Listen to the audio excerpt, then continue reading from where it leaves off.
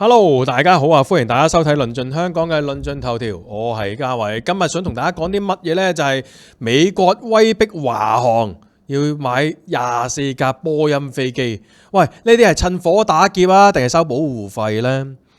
咁喺睇之前嘅話，希望大家都係嗰句啦，中唔中意都好啦。喂，幫手嗱like咗先，之後咧就幫手睇一睇你有冇訂閱我哋論盡香港未嘅嗱訂閱，訂閱咗嘅話咧，幫手睇下個 long 係咪咁撳咗剔埋全部先。如果係嘅話咧，咁啊 YouTube 開心起上嚟唔限流的話，就會派片俾你啦。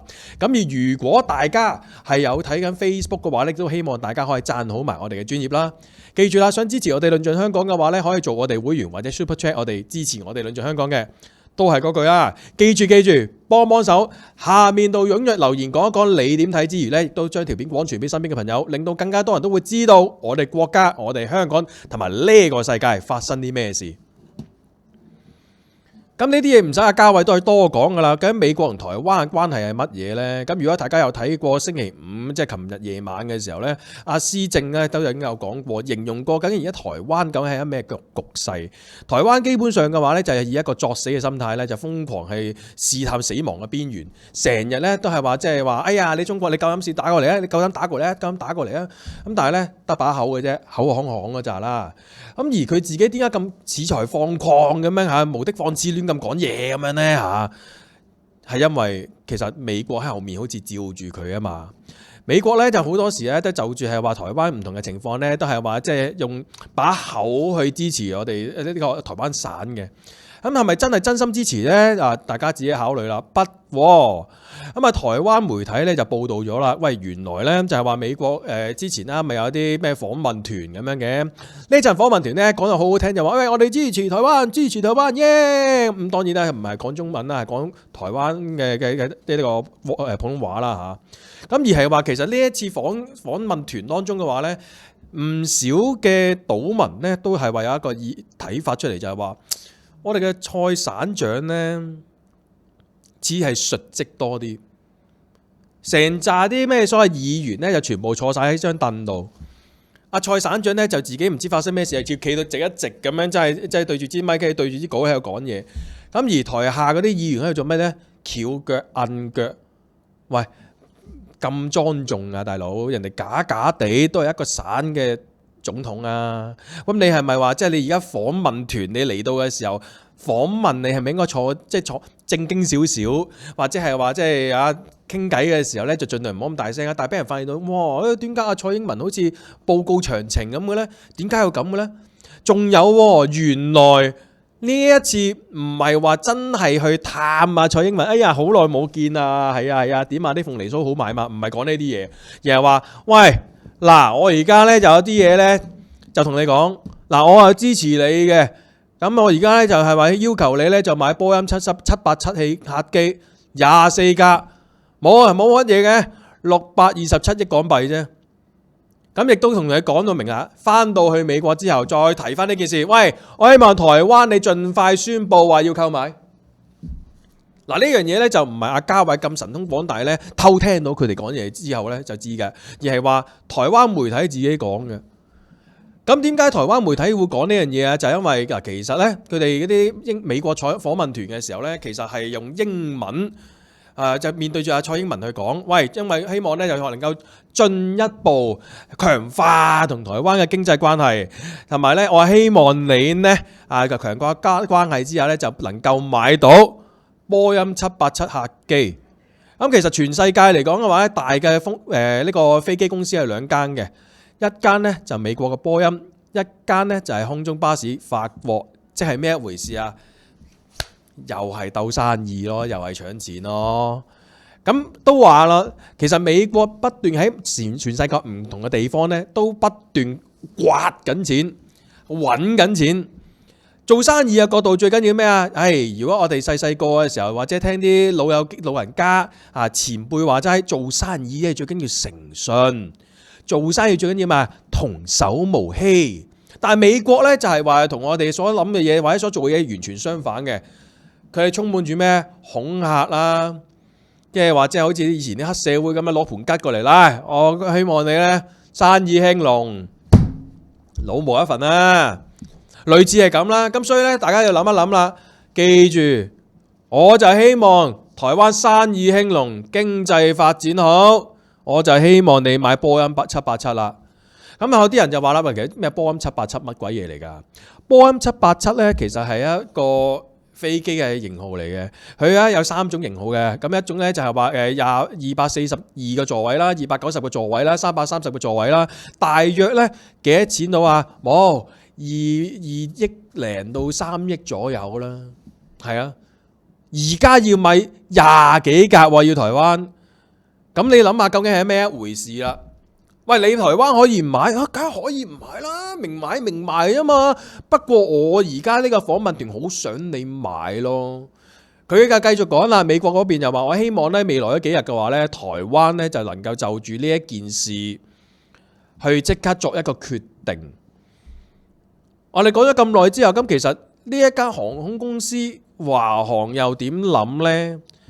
其實華航咧一直咧都係話有諗過。佢自己咧就係話從佢自己嘅客機當中咧就係淘汰部分舊嘅飛機嘅，但淘汰嘅同時咧，亦都對於呢個即係買飛機呢樣嘢咧就係保留呢個狀態嘅。咁點解？就因為喂大佬啊，你淘汰冇人淘汰，我冇話要即刻要買噶嘛。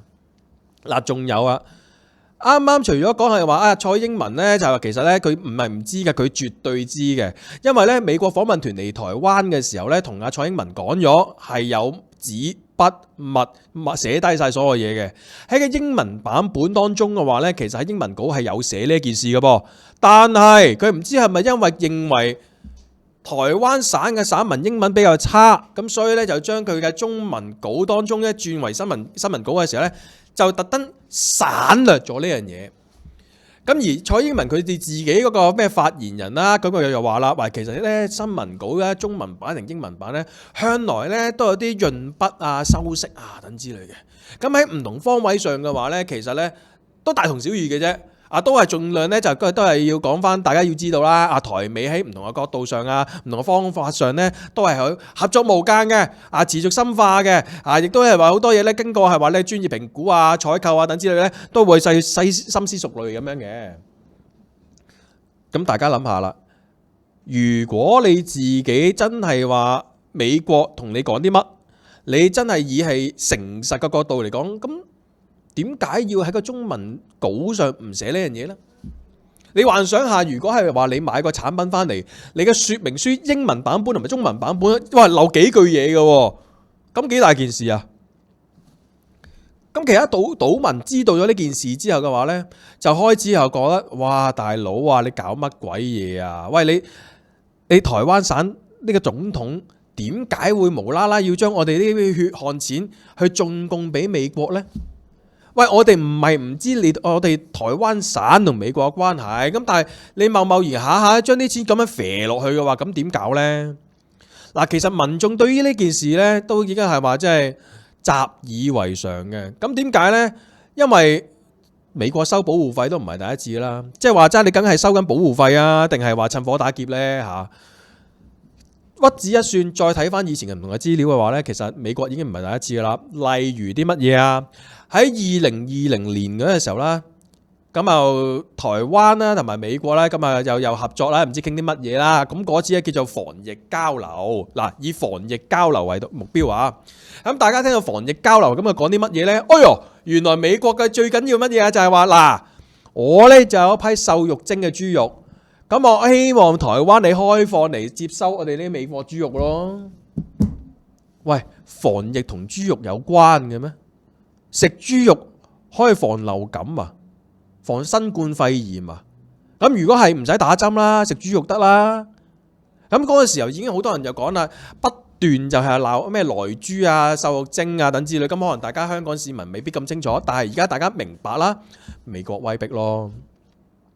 另外仲有其他樣嘢嘅，即係都係話喺台灣不斷打佢心口，喂，打佢，係咁打佢，打完之後嘅話呢，就要嘔錢出嚟。例如近少少啦，2022年3月嘅時候呢，美國啦，咁啊佢哋訪問團嚟咗台灣之後啦，就講話，我哋要好合作，我哋合作。咁除咗係話要講好多即係講嚟等於冇講嘅説話之外嘅話呢，亦都講一樣嘢，就話要喺台灣嗰度裝呢一個所謂嘅月雷達系統，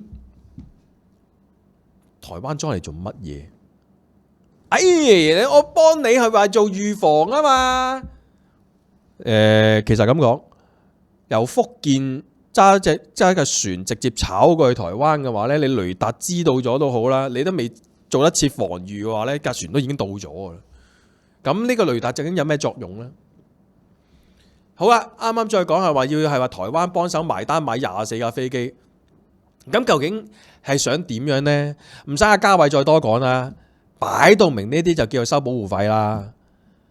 亦都有聽過論盡香港嘉偉我所講嘅話，所有嘢呢就係嗱，我唔係叫你嘔錢俾我而家有嘢俾你嘅，不過呢貴啲咁解啫。咁當然啱啱嗰句呢，我自己心目中嘅説話嚟嘅啫。嗱，你自己考慮啦啊！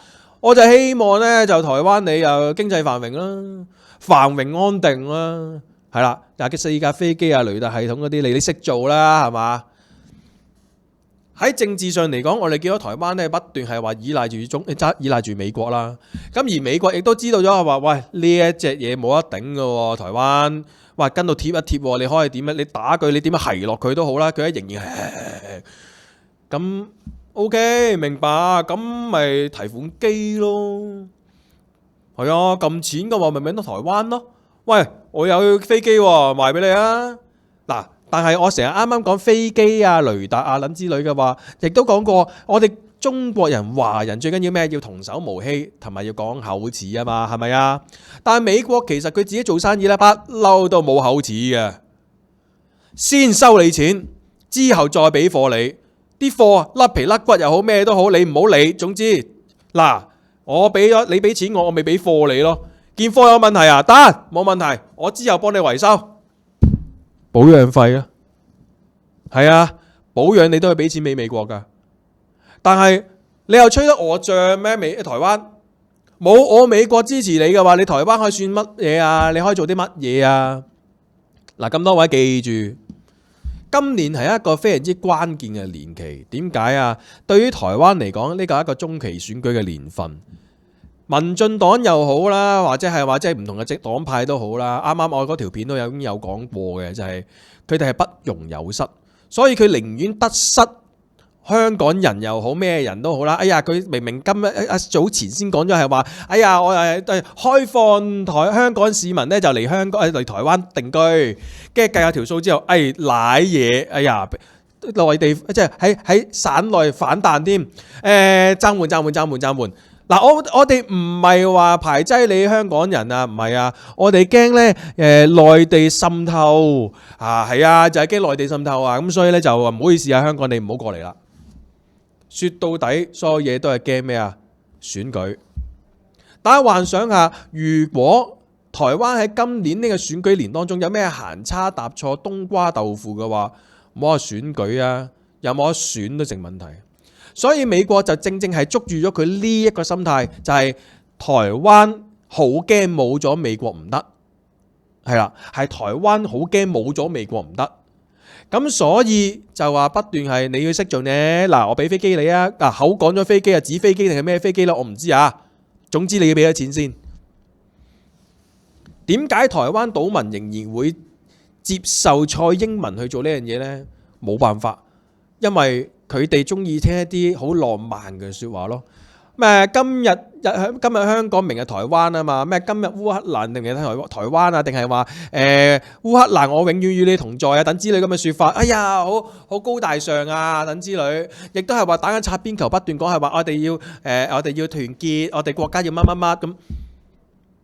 但係你唔好理，總之台灣就有啲人係會覺得呢樣嘢係啱，應該要做嘅，而忽視咗其實要維持呢啲咁嘅假嘅公關工作，要美國仍然行出嚟幫你好似保鏢咁行嚟行去嘅話呢，原來要交保護費嘅。而呢啲保護費嘅話喺中文版本嘅文字當中呢，台灣係刻意刪減佢。如果睇緊呢條片嘅朋友，你係住喺台灣或者你係台灣島民嘅人啦，而係識聽廣東話，我希望你哋將呢條片廣傳俾身邊嘅朋友，俾大家要知道而家究竟發生嘅咩事。我當然啦，我明白就係話台灣其實係好多朋友們咧都係比較以立場行先嘅，冇所謂，冇問題。